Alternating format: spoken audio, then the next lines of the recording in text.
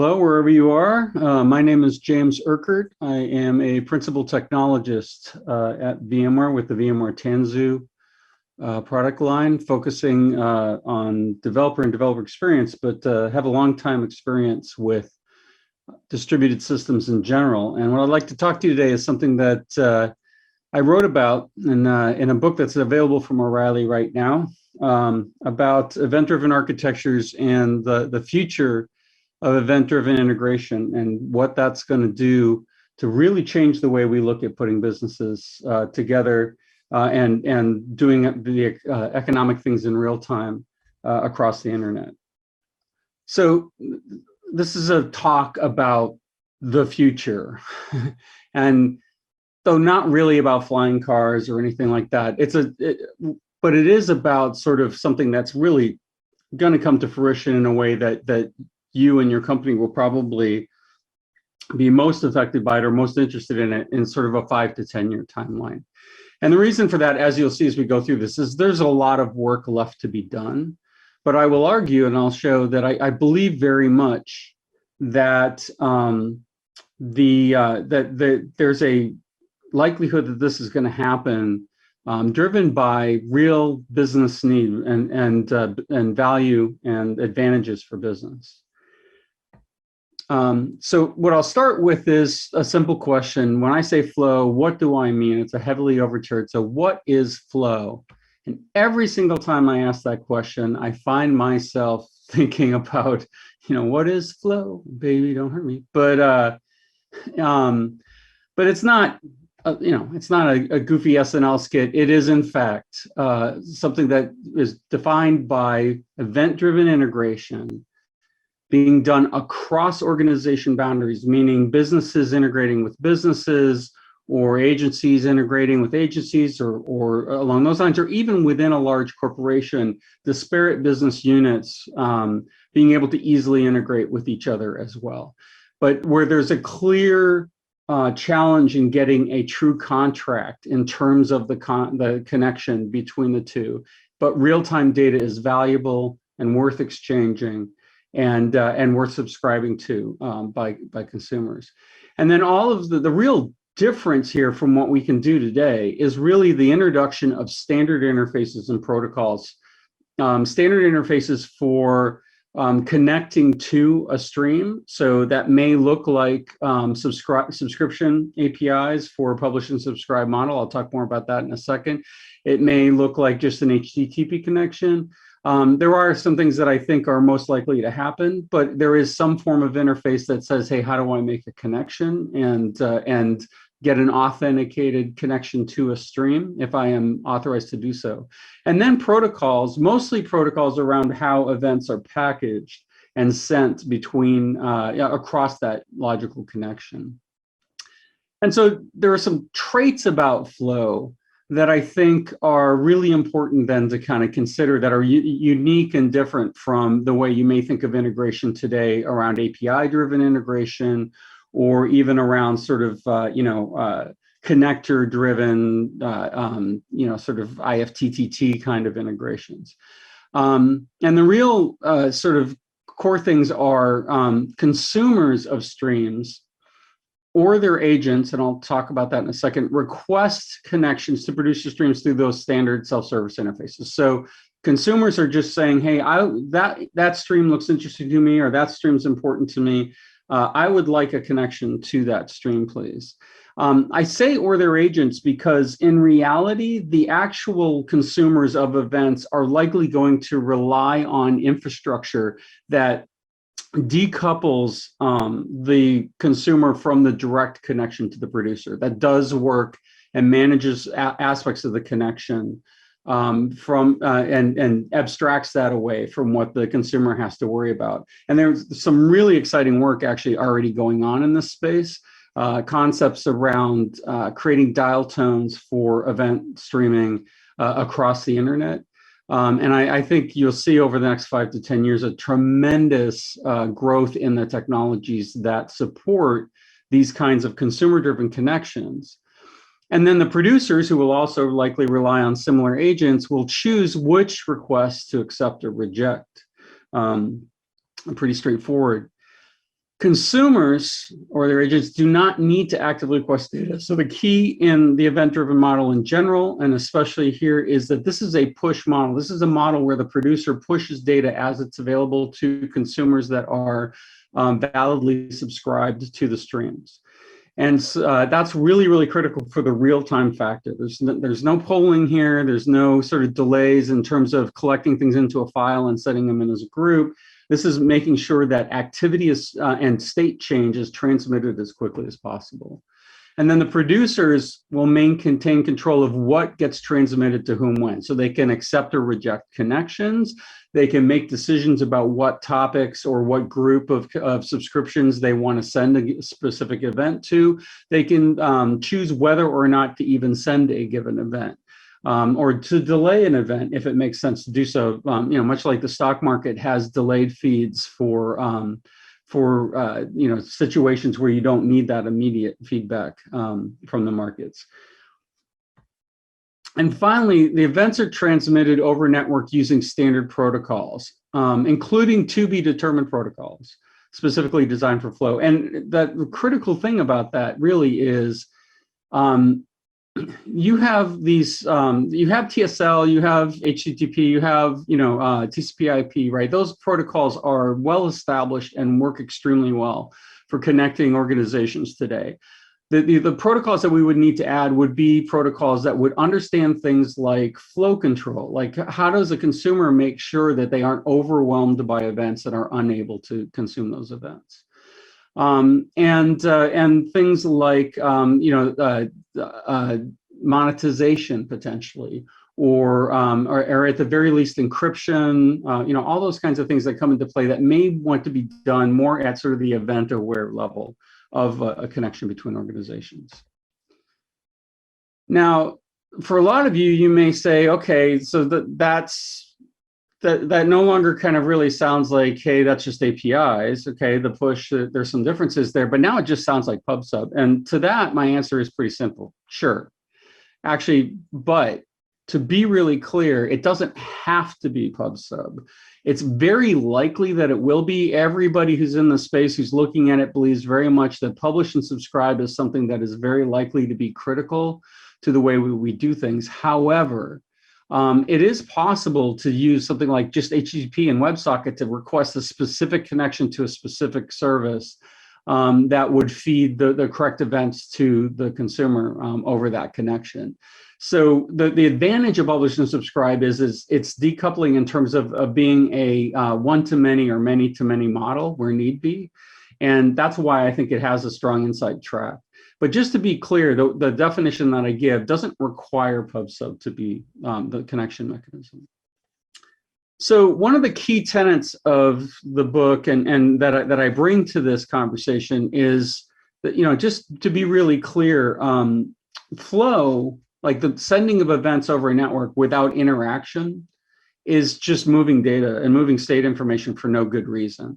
So what I did was I sat down for the book and I really did a deep analysis with using a couple of different modeling techniques. What you see here is some Wordley mapping, a great technique for kind of understanding how things map to evolutionary state. And I also used another technique called promise theory to identify the promises between these components and to validate that these are the right sort of component descriptions at a high level to describe what these event-driven architectures look like. And then I mapped that value chain that you see to the left to the map that with the left to right axis at the bottom that represents the evolution of technology from very unknown, could be something there. People are getting ideas and inklings about what they can do, all the way through custom built. There's a shape there, but everybody kind of builds their own. Eventually, it's one shape is solid and successful enough, or a few shapes are, that you get a product market building up around offering that shape. And then ultimately, the shape is so well known and so standard, there's really only one way people do things typically. And that it ends up being sort of a commodity or a utility kind of approach to delivering that capability.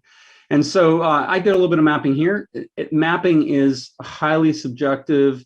And so there's obviously the room for debate, and I certainly talk through in the book specifically how I arrived at what I came to here. But every time I have a conversation with people about the map, there are questions about it, and they're valid. It's valid to ask questions about why things are placed where they were. What's critical to understand, though, is in general whether things have moved into being kind of a utility overall, or are still very much considered very custom. And as you'll notice with the protocol, for instance, I put it firmly in custom because today, if you want to do an event-driven, stream-driven integration with another company somewhere, almost certainly, it's starting to change this year, but almost certainly you're going to build custom software in order to make that connection. There are very few things that are set up specifically to allow one organization to safely connect to even a known second organization, much less an unknown one.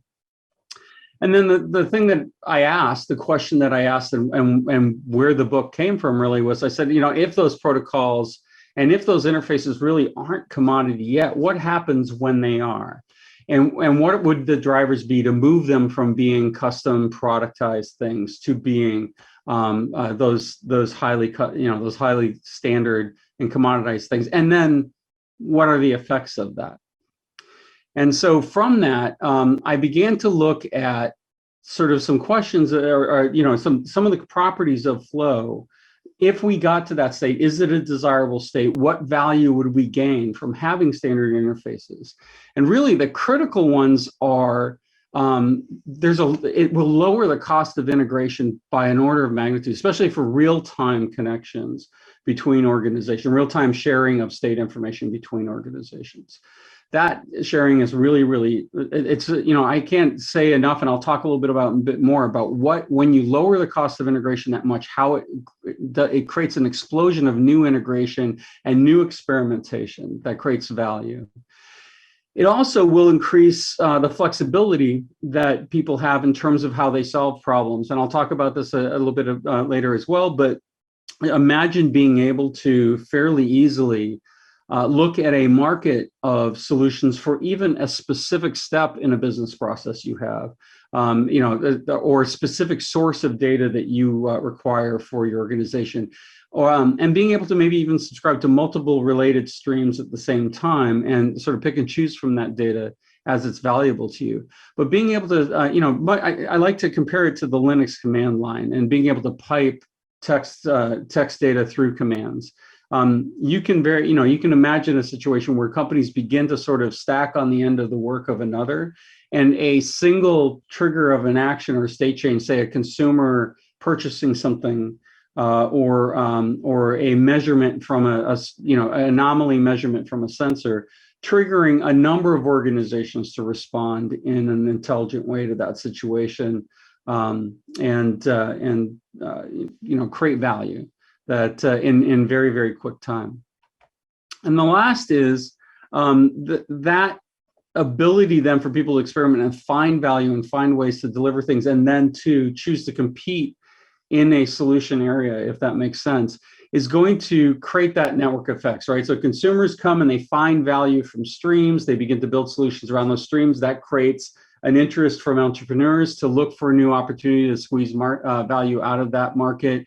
They create new value, new options, new offerings. That increases the number of customers that find value from the streams, which increases the number of folks looking to build things and so on. So that network effect is really ultimately going to create an incredibly rich ecosystem. And really, the tagline of the book is, if you look at the way that HTTP connected the world's information by linking things to things to things, just very organically from where it made sense for various individuals in various situations, my belief is that flow and flow interfaces will create the worldwide flow, which will be linking the world's activity together into a large-scale graph of highly communicating, highly interacting, and highly reactive services and systems that create a larger and larger portion of our economy and the way our economy works over time.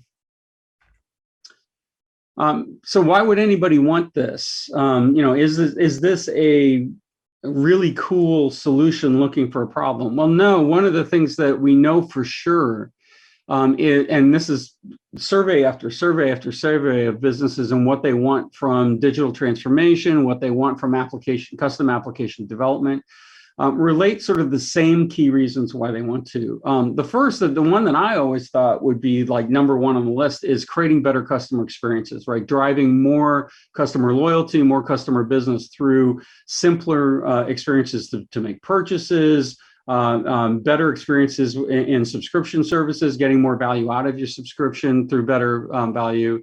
And really, real-time context is critical to that. Real-time context allows you to share that information in a way that runs across those organization boundaries. So if I purchase a new cell phone from Apple, a number of accessory companies could know fairly quickly. And if I go to their website, they've already got the things up for me that are of value to me. Or if I get diagnosed with something in healthcare and I agree to share that information to say, at this point in time, I've got to look for, something that I have to purchase on a regular basis, a prescription or some sort of medical supply. That signal could be used to enable government organizations to understand that there's an opportunity to reach out. I think the more exciting stuff is where, and we'll talk a little bit more about this in a bit, where sort of consolidation of market activity can be done faster than it's done today. So removing the humans from certain equations, say to consolidate, in a broker-like situation, consolidate available capacity in a data center with the need for edge computing by another company, for instance. There's a lot of opportunity to sort of say, hey, in a very quick, low level of time, we can automate aspects of saying, hey, we have available stuff at a price. Great, we're looking for stuff at a good price. Let us consume that. And a number of other things where, when the weather changes, a large number of organizations that maybe can't afford to do the types of connections you have to do today to get real-time weather could now afford to do some really interesting things with that data. And in fact, that data may become free from the government because it gets to be so cheap to do in a really interesting way. However, what it turns out, the number one thing that in the surveys that keep coming up is actually what businesses really want to do is increase employee productivity. So to get more revenue, get more value from each customer or each employee hour. And so reducing lead time and processing time in various activities that are going on in the business is a big part of it. Software's always been involved in that. What really changes here with real time is because the signal is coming to you in real time and you can react to it and respond to it as soon as you receive it. There are a number of things you can automate in terms of evaluating that event to reduce lead time. And then there are a number of things you can automate in terms of performing actions against that event that you can do to reduce processing time. And so really, I think for businesses, the sort of jobs that somebody takes something off a queue, does some work on it, and then passes it on to the next person in the queue, those kinds of jobs are the jobs that are really targeted, have been targeted by software from day one. If you've seen the movie Hidden Figures, you see a movie very much about that kind of replacement. But at the same time, there are a number of jobs that are still out there that require a certain element of humans deciding what to prioritize and a number of other aspects in terms of what happens. And it just makes it that much easier to kind of look at that kind of work and optimize it a little bit better, make it a little bit stronger. I believe it'll also create a huge amount of opportunity for new creative work and for new labor options that we maybe haven't even thought about. So, and then the next big piece of it really is innovation. And as I said before, lowering the cost of integration significantly means Jevons paradox kicks in. And William Jevons was a late 19th century economist that noticed that when steam engines got more efficient, rather than the total money being spent on coal going down because you need less coal to generate the same power, the total money spent on coal skyrocketed. And the reason is because as those costs came down, more and more people were able to experiment with steam power and find uses for steam that were prohibitively expensive prior to the costs coming down.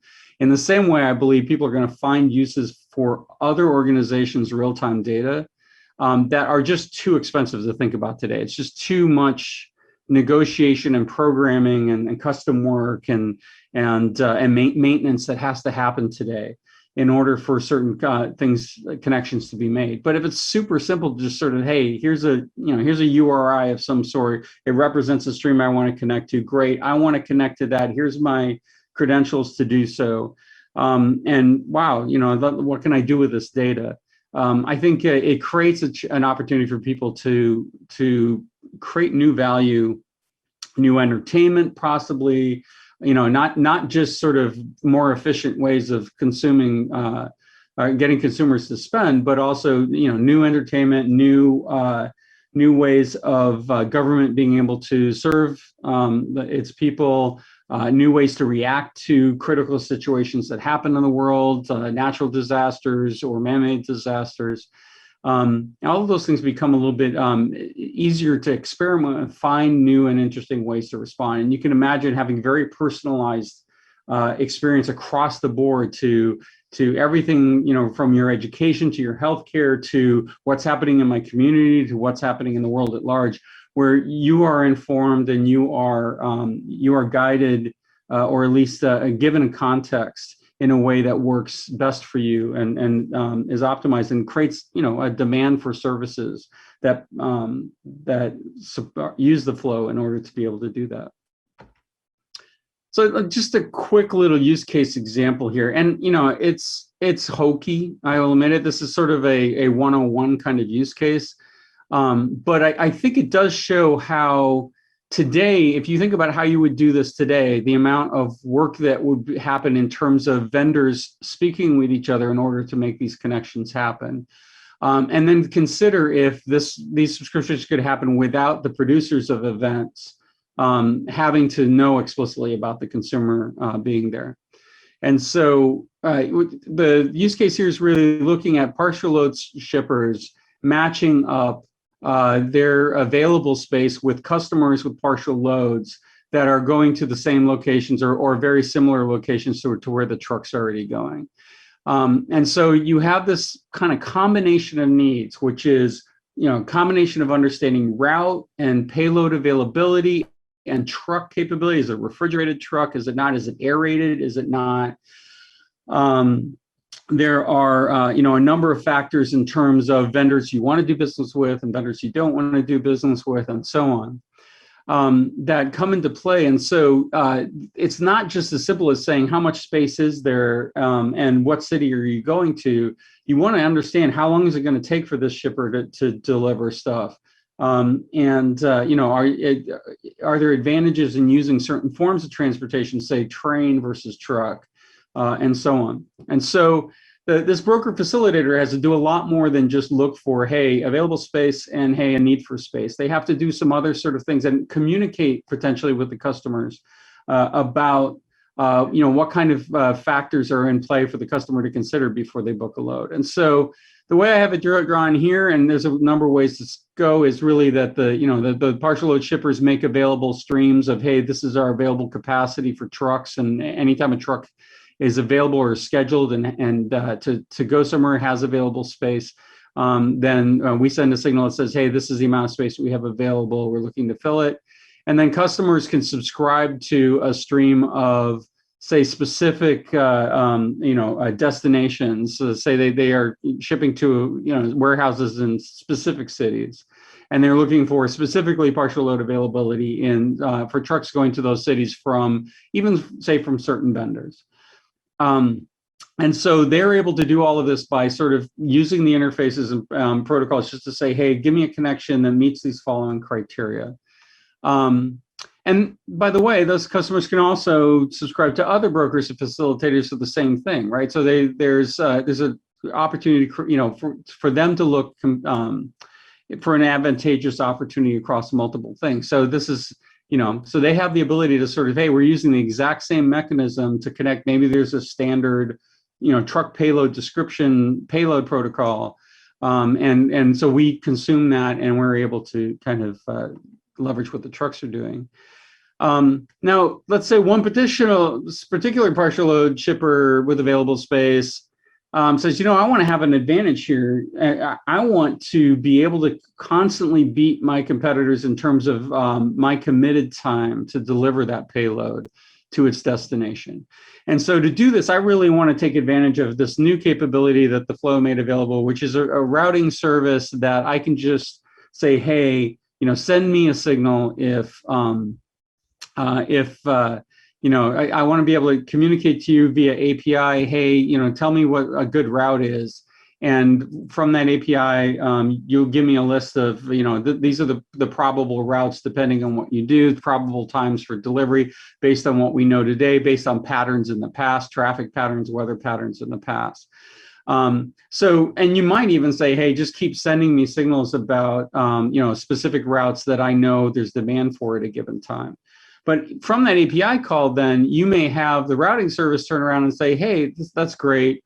I want to subscribe to capabilities, and I have the arrows drawn backwards here. I apologize. But I want to subscribe to capabilities from, say, a weather service that will describe to me what's the current and forecasted weather for any environment that I want to communicate with. And maybe even a traffic service that lets me know about major traffic situations, you know, as they happen, so that I'm aware of, say, new construction or significant slowdowns that are likely to last long enough to affect the shipping and the trucking.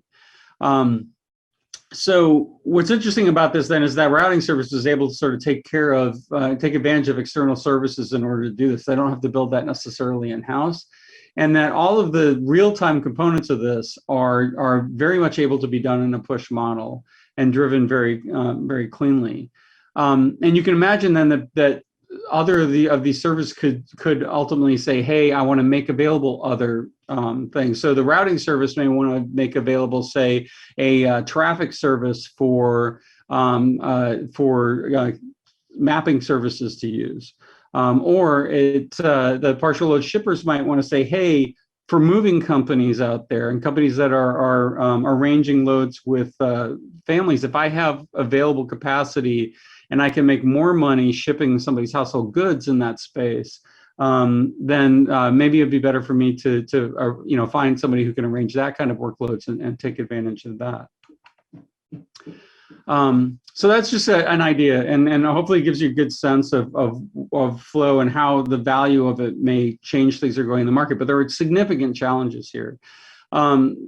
Security, agility, absolutely are, you know, security is a big one. We're going to have to figure out how to make not only access control for streams consistent and something that people trust, but also that the data must be represented and secured in a way that somebody who supplies the data can feel comfortable that the data is being used in a way that they intend it to, and that somebody receiving the data knows that this is the data that the producer intended to send, that there wasn't some sort of man-in-the-middle attack, or maybe you know, the event went through another processor in the meantime, and that processor either made a mistake or intentionally altered something in a way that makes it less valid. So we have data provenance to worry about. We have agility to worry about in terms of, you know, being able to adapt and experiment to changing technologies, changing environments, new networking capabilities, new laws, new industries that pop up. So the system has to be really able to allow the industry as a whole and the market as a whole, as well as individuals, to adapt to change it as it happens.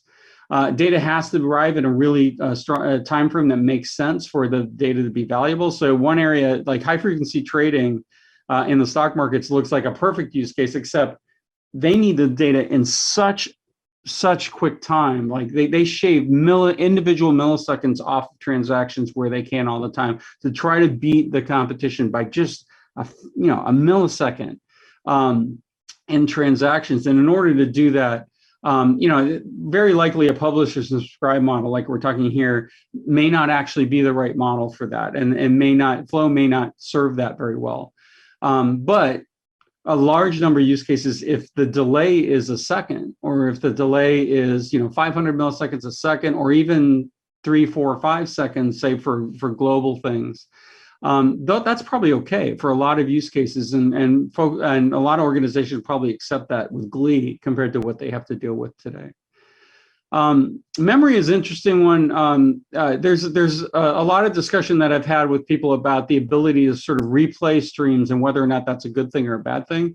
But one area is where it could be potentially pretty good is in terms of things like simulation and being able to understand and ask questions of what happens if the stream does X, Y, or Z.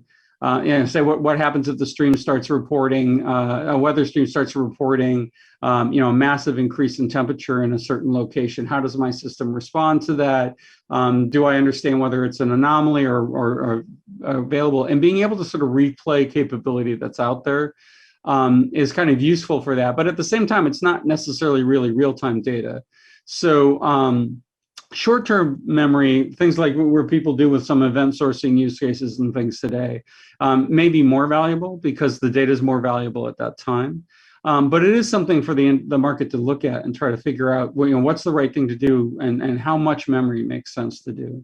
And manageability is just about, operability of these things. How, if we're all connected to each other and we're all reacting in real time to each other over a global internet, how the heck does any one organization know what behavior causes a certain thing to happen, or what activity causes a certain thing to happen in their systems? Why was the data wrong when it arrived to my organization, or was it wrong? But just the situation was something that my system wasn't ready to respond to. Those kinds of situations, observability of the environment, queryability of elements in the environment, and other management capabilities are going to be very important to figure out, and I think are really big opportunities, frankly, in the flow space. Okay, so all that's great. That's all speculative. That's all wonderful future stuff. Obviously subjective to a certain extent. I do very, very strongly believe that flow will happen, but its exact shape is debatable. But what can you do now? Like, what good is it to know about flow today? And really, what I would argue is we're kind of, there's really sort of an EDA first approach to start taking with your applications, especially where real time is critical. Like being able to take action faster is a competitive advantage or is necessary in order for the purpose of the application to function well. And so we already see, EDA heavily used in industries where that's a core critical use case: financial services, healthcare to a certain extent, traffic and traffic control systems. But I believe it's really good for organizations to start looking at their monoliths and even their microservices API-driven environments and start saying, would it be better if we had push an event streaming here? And a really good example of that is Walmart. There was a presentation done about Walmart's real-time inventory system some time ago, and they pointed out that they went from having to build all these services that had to go make calls out to other people that created a huge problem in terms of availability, and moved to a system where all that data was pushed into what essentially acted like a lookup table. And so the accuracy of that lookup table depended on, the availability of streams and the ability of vendors to be able to connect. But Walmart was able to turn around the dependency chart there enough that they could ask those supplying vendors to program to an interface that they provided in order to send the streams that they could then consume and evaluate. And they could make decisions about, if we don't get inventory from this particular vendor for this particular item, is that a problem? Is that something where we should say, hey, stock unknown? Or is it something where we can just say, we just don't know about that stock, we'll put the number up that we have. And so that sort of moving towards an EDA thing means that you got to start thinking about what are some of the patterns of flow of information through your organization. And these are my kind of names for four very consistent patterns that I've seen throughout the years that I've been doing distributed systems. What's interesting in this situation is just as you begin to evaluate some of the other things I'll talk about here in a second, you begin to see some of the differences in terms of what you have to have in supporting infrastructure for each of these models. They're a little bit different, each of them are. The collector requires, making a decision about where does queuing happen. Should you have, if you're collecting a bunch of information from a bunch of streams, you probably should queue that information prior to processing and sending it out. Whereas a distributor might be able to react to somebody else's queue. They might be able to go request events from, a single producer, or a small group of producers, and say, hey, signal that they're available to receive events from those queues, and have those queues push data over the wire until flow control says hold on. And so there are things along those lines I think are really important. And facilitators obviously have to figure out how to match supply with demand. And there's special infrastructure there, although we've had a number of technologies that sort of do this from sort of more old school data processing approaches, and they adapt fairly well to a flow approach and an EDA driven approach. And I'm sure some of the other presentations at the conference here are going to be give you really good examples of that. This set of use cases, though, is really helpful to understand as well. So Derek Collison, who's one of the creators of NATS, the messaging system, shared this with me. And I won't go too in deep of these. They're all covered in the book quite a well. But you have sort of discovering and giving names to things is one use of streams that's really important. Command and control, where you use streams to basically detect that things are happening and to send signals to things to say, hey, take action as a result. Query and observability and telemetry and analytics are related to each other. Query and observability has to do with measuring specific agents or groups of agents, so being very agent aware in what the data that you're measuring, and your ability to query is the ability to ask an agent for, hey, tell me what your state is. A little bit less of a true event-driven approach, but it's important in a situation then to understand the state of that thing, to be able to say maybe, hey, is your stream active? Have you sent events lately? Because I haven't seen any in a while. Whereas telemetry and analytics are much more about observing the system as a whole, observing a set of streams, a set of a function across a number of streams and a number of elements, and understanding how that's performing, and understanding what information is being shared, and just making it manageable. And both query and observability and telemetry and analytics can use both for understanding the system, data analytics and those kinds of things, but also in terms of being able to observe system behavior and detect signals in the noise that are important to managing the environment. And then this was probably the biggest aha moment for me in writing the book, was having a conversation with Clemens Vasters, who is the chief architect at Microsoft, around their chief architect of their event and messaging systems on Azure. And he pointed out that there's really sort of this decision tree. And in fact, if I were to write the book again, I would actually revise this slightly, even more. I've got a slightly better version of this. But what's really cool about this is that if you look at the types of events that you're sending, the types of information that you're transmitting over the wire, and how you intend to consume those, then you can begin to make decisions about what technologies make the most sense. And this is one of the reasons why Azure has 4 different event queuing and routing and services, right? They have event processing services, because depending on the type of thing that you're interacting with, you will want to use a different service for the action that you want to take as a result of it. So I talked through all of these things again in some more detail in the book, but it's really useful as you look at architecting your systems to be very intentional about what kind of stream are we producing, or what kind of stream are we consuming, and what's the right technology, right? Don't cram Kafka or Rabbit or something into every single use case, because you're going to miss some great opportunities to do things more effectively.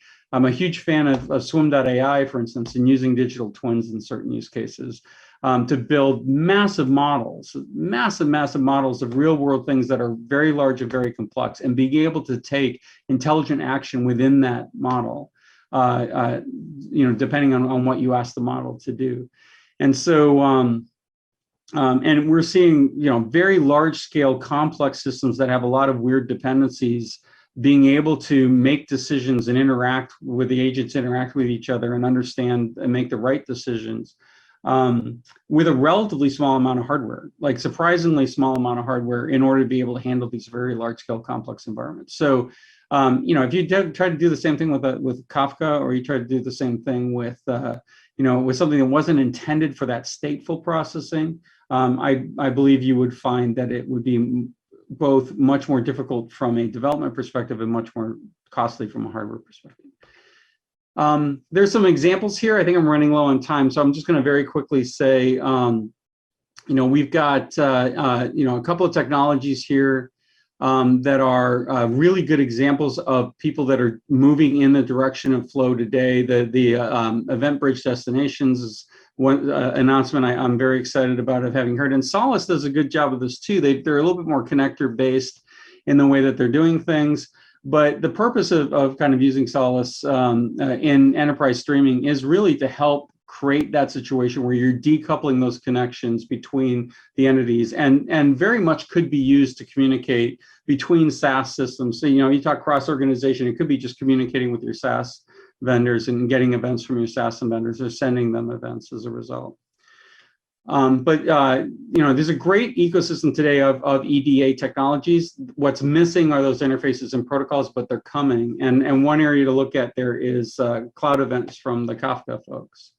And the last thing I'll say is, if you really want to help make flow happen, and there's good reasons to economically, one thing you could also be looking at is, what could I do in terms of helping to make either the technologies to support this come into play, the interfaces and the protocols and the processing systems, the interaction systems on either end of the connection to do that, but also for the protocols themselves, what are the right sort of protocols, payload protocols to build for something like, say, your industry? Can you adapt maybe data protocols you've been using for batch processing or API calls to be useful in a stream? And can you wrap it in something like cloud events in order to make it a standardized package that could be easily consumed by a routing vendor, an event routing vendor that doesn't care about the payload but wants to know what the metadata is, and make that easy to do. I'll promote slightly here.